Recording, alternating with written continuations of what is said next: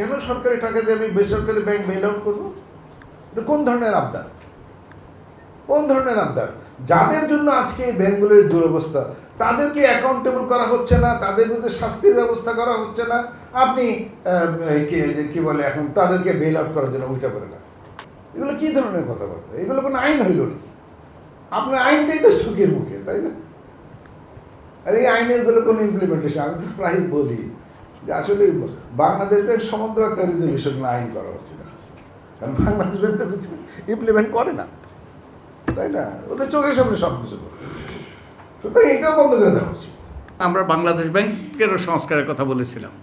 আমরা বাংলাদেশ ব্যাংককে সাংবিধানিক প্রতিষ্ঠানে পরিণত করার কথা প্রস্তাব করেছিলাম, কিন্তু এটা ধোপে টিকেনি।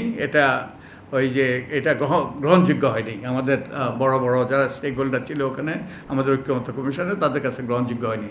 তাই এটা আমাদের জুলাই চার্টারে এটা অন্তর্ভুক্ত না। সাংবিধানিক প্রতিষ্ঠানে পরিণত হলে কী হতো, সংবিধানেই নির্দিষ্ট থাকতে এই নিয়োগগুলো কিভাবে হবে, যার ফলে ওই আইন করে বিভিন্ন রকম কারসাজি করে নিয়োগ দেওয়াটা দূর হতো। তবে অসম্ভব হতো তা বলছি না, কিন্তু সাংবিধানিক প্রতিষ্ঠান হলে তো একটা রক্ষা কবচ হতো, যে যাকে তাকে, যে আমাদের আগে যাদেরকে যে সকল এই যে ব্যক্তিদেরকে বাংলাদেশ ব্যাংকে বসানো হয়েছিল তাদেরকে বসানোটা সহজ হতো না।